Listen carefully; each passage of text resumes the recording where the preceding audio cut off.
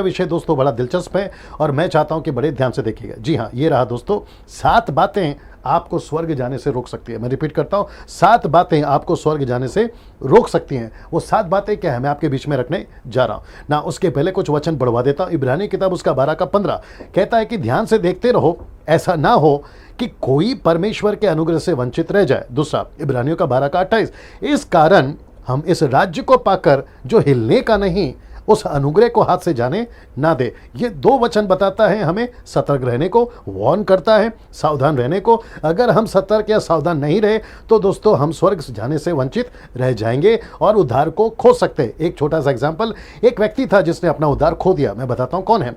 वो जागरूक ना होने के चलते उसके साथ में ये घटना घटी। याद रखो, न्यू टेस्टमेंट का है, यीशु के ज़माने का है। जानना चाहोगे कौन है? जी हाँ दोस्तों, उसका नाम है यहूदा इस्करियोत।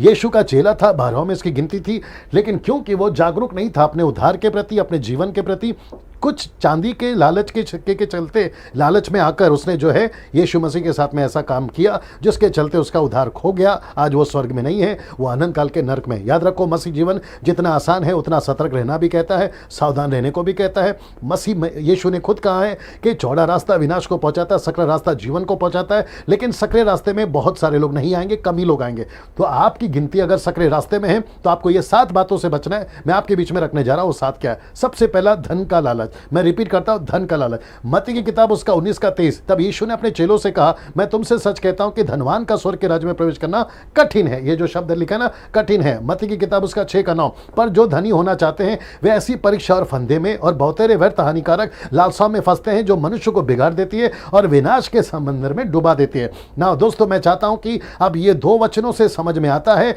कि हमें धन का लालची नहीं होना है।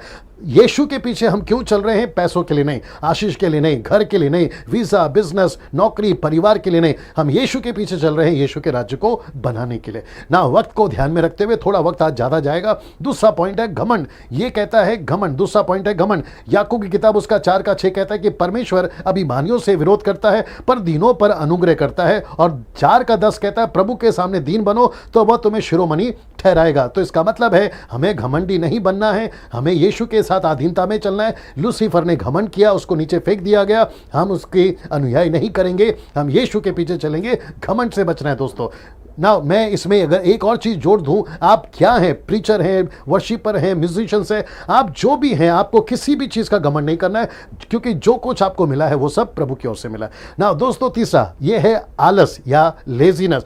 इसके ऊपर मैं जल्दी से बात करूंगा। गलीतियों की किताब उसका 6 का 9 कहता है, हम भले काम करने में आओ ना छोड़े, क्योंकि यदि हम ढीले ना हो तो ठीक समय पर कटनी काटेंगे। ढीले शब्द जो है आलस को दर्शाता है ना। इसको देखिए, यिर्मयाह की किताब उसका 48 का 10 कहता है, श्रापित है वह जो यहोवा का काम आलस्य से करता है। हमें आलस नहीं करना है, परमेश्वर का काम में किसी प्रकार की देरी नहीं करना है। यीशु का एक स्टेटमेंट था यूहन्ना की किताब उसका 5 का 17 में। इस पर यीशु ने उससे कहा कि मेरा पिता अब तक काम करता है और मैं भी काम करता हूं। ना पिता आलस है ना पुत्र आलस है, तो फिर उसकी कलीसिया यानी आप और मैं आलस में क्यों? बाइबल पढ़ने में आलस नहीं होनी चाहिए, प्रार्थना में आलस नहीं होनी चाहिए, यीशु की सेविकाएं करने में आलस नहीं होनी चाहिए। ये सारी चीजों को आपको जो है ध्यान रखना। ये रहा चौथा, जो कि क्रोध को दर्शाता है। इफिसियों की किताब उसका 4 का 26 कहता है, क्रोध तो करो पर पाप मत करो। मैं रिपीट करता हूं, क्रोध तो करो पर पाप मत करो, सूर्य अस्त होने तक तुम्हारा क्रोध शांत हो जाए। यहां 2 प्रकार का गुस्सा दिखता है, एक है आत्मिक और दूसरा है शारीरिक। मैं यहां पर शारीरिक गुस्से की बात कर रहा हूं, जो आपको प्रभु से दूर कर सकता है। गुस्से में आकर रिश्ते टूट रहे हैं,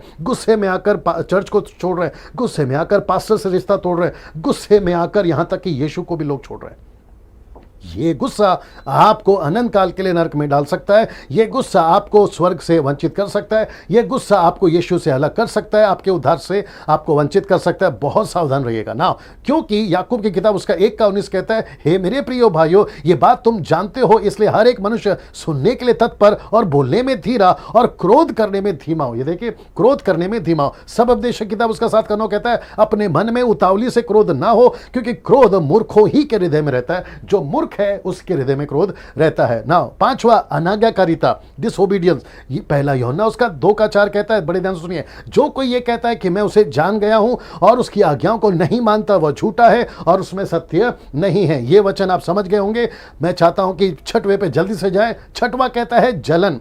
आज बहुत सारी चीज़ों में लोगों को जलन है, किसी की तरक्की में जलन है। कुछ लोग कहते हैं ये मुझसे बेहतर बोलता है, ये मुझसे बेहतर बोलता है। कोई कहता है पौलुस का है, कोई कहता है अपोलुस का है। कुरिन्थियों के कलीसिया में ये चलता था। ऐसी जलन जिसको डहा भी कहते हैं, ये गलत है, मसीहत में नहीं होनी चाहिए। और जलन के चलते आप पाप कर सकते हैं, आपके साथ गलतियां हो सकती है, आप प्रभु से दूर हो सकते हैं, अपने उद्धार से दूर हो सकते हैं। कुछ लोग कहते हैं मेरे सब्सक्राइबर ज़्यादा है, कोई कहते हैं मेरे तो तुम्हारे से भी ज़्यादा है, कोई कहता है मेरा गाना बहुत अच्छा है, कोई कहता है उसका गाना इतना अच्छा नहीं है। ये जलन जो है ना, उसी के चलते ये होता है। नीति वचन उसका 14:31 क्या कहता है? शांत मन तन का जीवन है, परंतु मन के जलने से हड्डियां भी जल जाती है। जलन के चलते आप बीमार हो सकते हैं, आप मर सकते हैं, आप कमजोर हो सकते हैं। और ये चीज जलन जो है आपको प्रभु से दूर कर सकती है ना। फिलिप्पी की किताब 2:3 कहता है विरोध या झूठी बढ़ाई के लिए कुछ ना करो, पर दीनता से एक दूसरे को अपने से अच्छा समझो। ये जो जलन जिसके अंदर नहीं होगी वो दूसरे को अच्छा कहेगा, जिसमें जलन होगी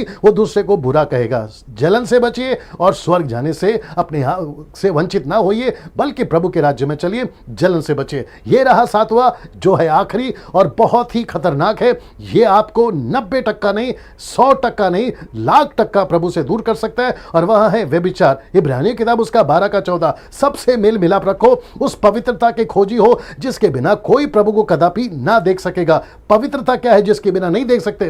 पहला थिस्सलुनीकियों 4:3 कहता है क्योंकि परमेश्वर की इच्छा यह है कि तुम पवित्र बनो। याद रखो, उसकी इच्छा है कि तुम पवित्र बनो, अर्थात व्यभिचार से बचे रहो। इसका मतलब है आपको व्यभिचार से बचे रहना है, उस पवित्रता के खोजी होना है जिसके बिना कदापि कोई प्रभु को देख नहीं पाएगा। दोस्तों, मैं आपको फिर से याद दिला दूं, ये जो 7 बातें हैं आपको ध्यान रखना है। मैं चाहता हूं कि इस वीडियो को जितना हो सके शेयर करिए, अपने जीवन को इस बातों से जो है अपने आप को संवारिए, इन 7 बातों को स्टडी करिए, अपने जीवन को उसके अनुसार ढालिए। अगले वीडियो के साथ फिर मुलाकात होती है। नमस्ते।